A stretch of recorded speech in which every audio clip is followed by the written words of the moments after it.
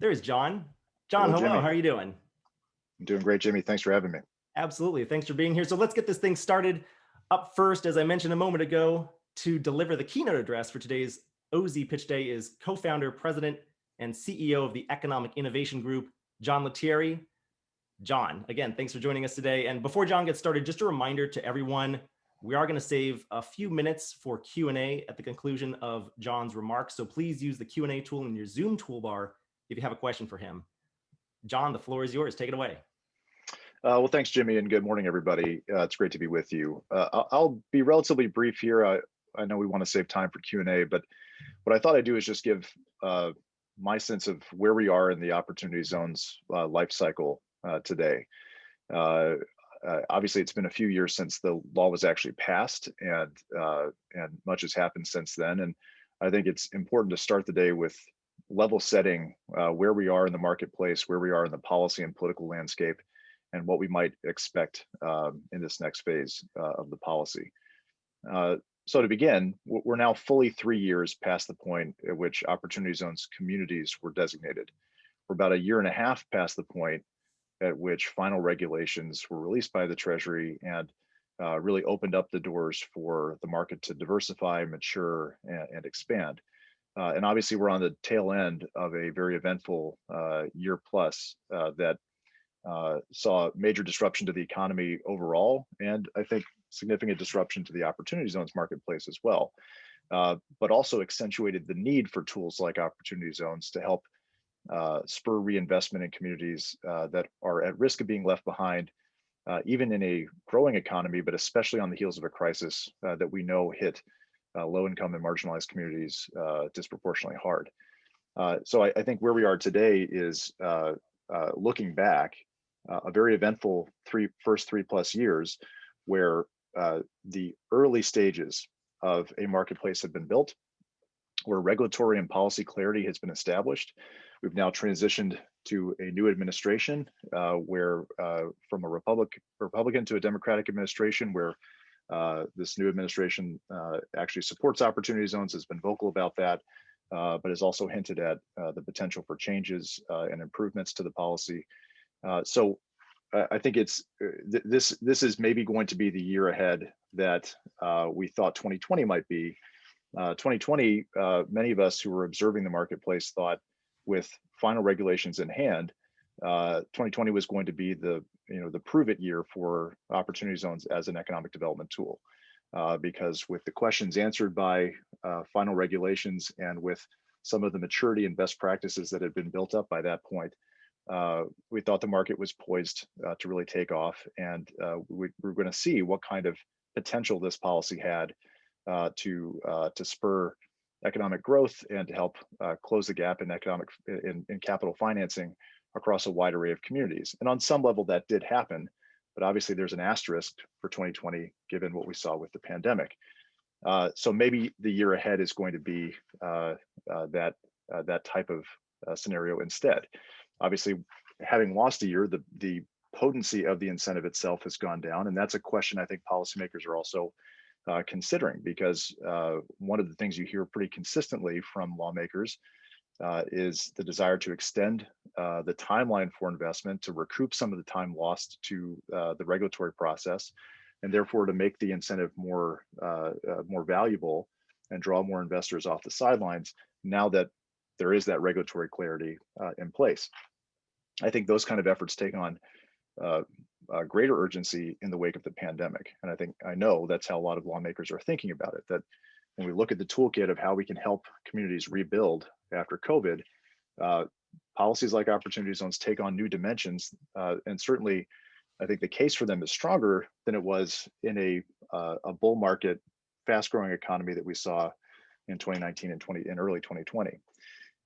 So what do we know so far about how Opportunity Zones are performed? This is one of the frustrating things coming from a think tank, a research organization that evaluates these things closely. The availability of data is very limited, but the best data that we have came out earlier this year, and it told us some, I think, interesting things about how the market was shaping up in 2019. So it specifically looked at 2019 investment activity. And even this, by the way, was incomplete. So it had about 75% of the fund data available to it for this study. But 75% is meaningful, and it gave us, I think, a good snapshot of how the market was maturing in its first full year, 2019. So 2019 was pre-final regs, so you have to also put an asterisk on this data, but it gives us important insights. So what did we learn from that? In the first full year, 1,500, roughly 1,500 designated communities saw investment through opportunity funds. That puts opportunity zones right there on par with any other legacy program in terms of its geographic scope. In a typical year, New Markets Tax Credit, for example, is much more limited in the scope of communities that it reaches with NMTC financing. OZ's by design was meant to be a wider aperture and more flexible in terms of how it could reach a wider array of places, and it did that in its first year. So if we extrapolate from the data that we had in this study, 1,500 is a conservative number of census tracts that saw investment in the first full year. Again, $20 billion of investment in that first full year. That's the low end, I think, of what we could estimate was invested in 2019, again, prior to final regs and without the benefit of a lot of market maturity and best practices. Nearly 3,000 individual opportunity funds themselves were created, which is a pretty mind-boggling number, but may mean a little bit less than it appears to, because individual funds are being created for individual investments. Some funds may have been created but never actually deployed capital, but still that speaks to a lot of activity right out of the gates. It also appears that in terms of geographic distribution, every state and every major commuting zone saw some kind of opportunity zone investment in that first full year. I think that's very impressive. If you had asked me beforehand whether that was going to be the case, I'm not sure I would have taken that bet.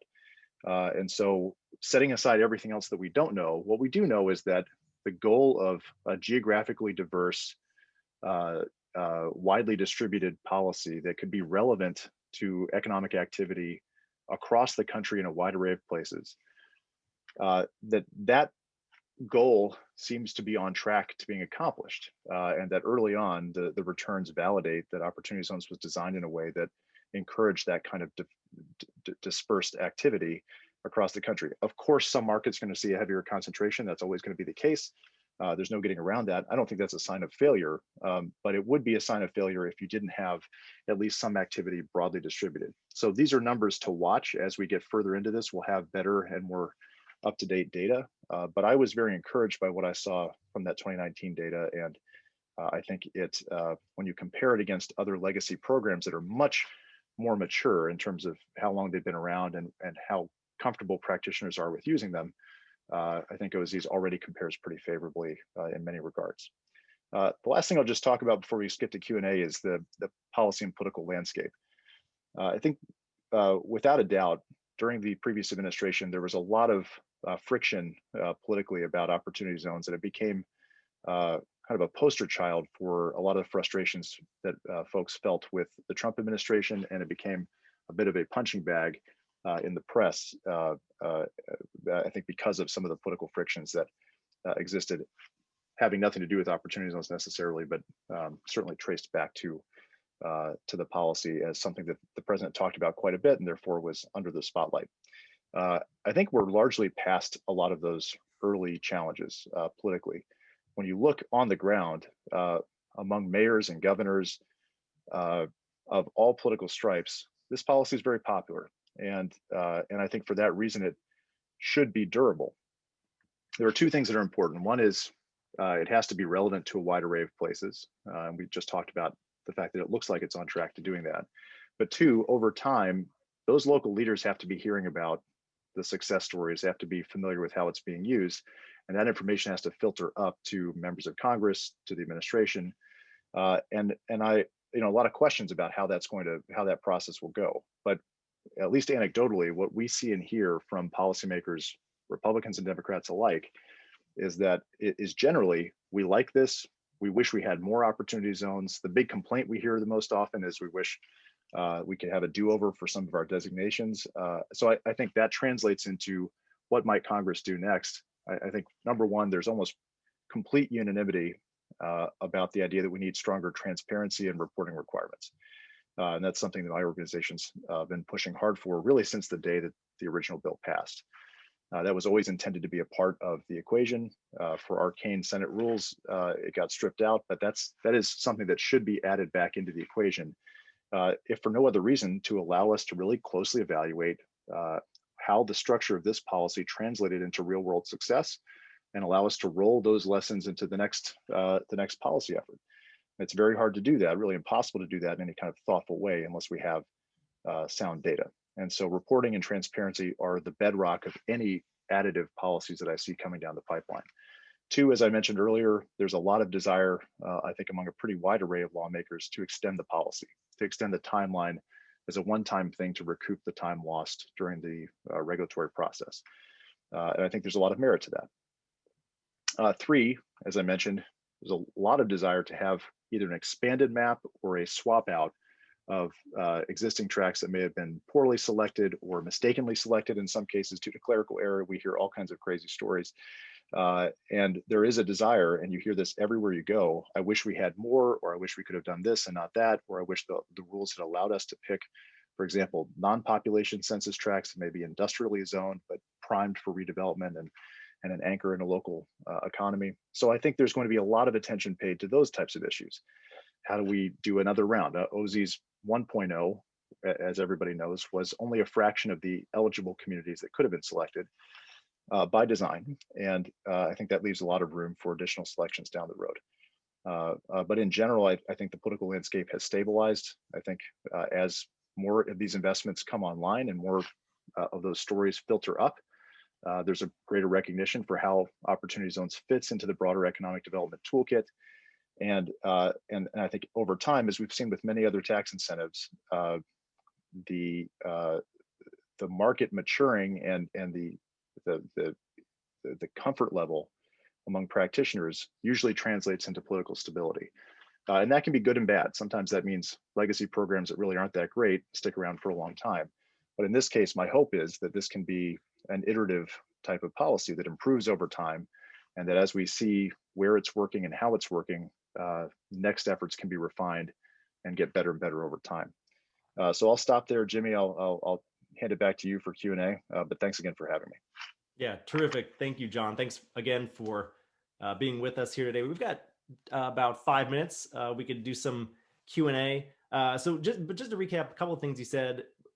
Overall, it sounds like there's a lot on the horizon potentially to improve the Opportunity Zone initiative. Do you believe that that the improvements or the expansion will come about as a result of legislative efforts solely, or will there be some regulatory efforts as well from the Treasury Department? That's a great question. We think that there was a lot that was done right in the initial regs. We think there's also a lot of unfinished business, and so from EIG's standpoint, we've offered recommendations that split into both categories. There's certain things that you can only do legislatively, but there's many things that could be done administratively and through the regulatory process. And so we put some of those ideas forward. I mean, one obvious idea, for example, would be making it much easier for opportunity zones as an incentive to be used towards affordable housing, which is one of the biggest need cases we have right now in the economy, and one of the biggest friction points just for average Americans. Housing affordability is a tremendous constraint. And this is a major priority of the Biden administration. So here's a way that administratively they can tweak the regs to make it more favorable to use OZs for affordable housing investment. It's already being used for that in many areas, but there's a lot more that could be done if the rules were adjusted accordingly. And so I think it's going to be a mix, but the full-fledged improvements that we would hope to see are going to require Congress. And that's where things get dicey, because it's very tough to predict when a legislative window might open up. Right. So I know you just said it's tough to predict when, but my next question is from one of our attendees, asked just that question. What's your sense on the potential time frame for these improvements or changes? Any idea? Really, yeah, I'd hesitate to make a prediction. I would just say this: right now we have one party control by a very thin margin in Congress. So you either need meaningful bipartisanship to get something passed, or you need Congress to move forward on reconciliation rules, which is the same way that the original tax law got passed, the 2017 tax bill. And both of those have major pluses and minuses in terms of what you can move under those guidelines. But something like reporting requirements and transparency rules, that could be done very easily under any scenario, any legislative scenario that in terms of the makeup of Congress that you could envision. So I'm hopeful that we can see some meaningful progress in this Congress. But the docket is already full with a lot of other legislative priorities outside of tax policy and certainly outside of opportunity zones. So very difficult to predict what exactly the pathway looks like. Very good. By the way, I am getting a lot of questions on just some basic questions on opportunity zones. I wanted to let everybody know that we are going to cover a very quick OZ 101 in our morning panel starting at 11 a.m. Eastern time. Some of this stuff's getting into the weeds and maybe a little bit arcane for some people who are new, but don't worry, we're going to get you covered with some OZ 101 at the top of our 11 a.m. panel. One or two more questions, John. This one comes in from Alex. Are there legislative or regulatory changes that could help spur OZ investors to start running the clock on the 30-month basis doubling effort? Seems like it'd be costly time with lumber and labor and supply chain to put CapEx into properties purchased. And he clarifies this is not an excuse or ask more by business people. It's a genuine interest in getting some of that additional construction economic activity going as quickly as possible.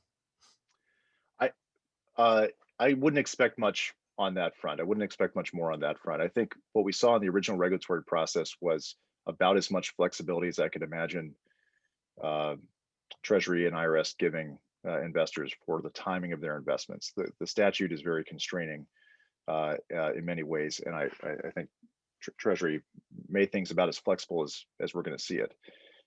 So I understand the impetus behind the question. I'm just not sure that's high on the list of things that are likely to change.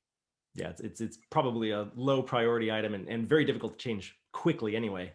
A question here from Paul. Do you think that the OZ program can be replicated for the pending infrastructure tax legislation?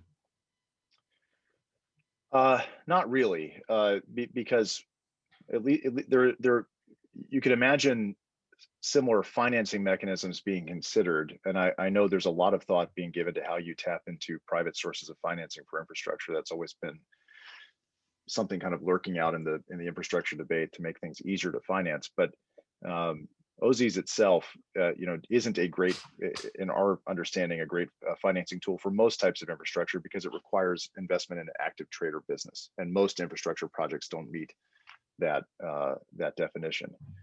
So I think maybe there's some lessons learned from OZs that could be rolled into the broader infrastructure debate, but it's distinct enough that I'm not sure there's a ton of overlap. Good. Let's see. We've got time for one more real quick question here, and then I got to bring our next presenter on stage. John, thanks for hanging with us, and we're going over a couple minutes here, but do you think the new cap gains tax will go into effect 2021 or 2022? I think that question presumes that there will be a new cap gains tax, and I'm not sure that's the case. But this is one of those things where it's a little bit of a conundrum as to whether that's good for OZs or not. I think for new investors, obviously, it makes the incentive tremendously more valuable if there were to be a hike in the cap gains rate. I think for existing investors, there's a lot of questions about how you would grandfather in and whether they would grandfather in investors who deferred tax at one rate only to see it double in the intervening time, and therefore the downside for those investors would be pretty significant as well. So I am not yet confident on any level that there's going to be a major change in the cap gains rate. I think a lot remains to be seen on that front, and I know there's a lot of pushback on that policy on the Hill, but it would be a mixed bag for opportunity zones, that's for sure. Good. Well, John, thank you again for participating with us today. I have a lot more questions we're not going to be able to get to right now, but a lot of these questions, and John really did a nice job of setting the stage for our 11 a.m. Eastern time panel when we'll be talking tax policy and opportunity zones right after Eric Hayden's pitch for Urban Catalyst. John, again, thank you for joining us today. I'll let you go. Appreciate your time. Thanks, Jimmy. Take care.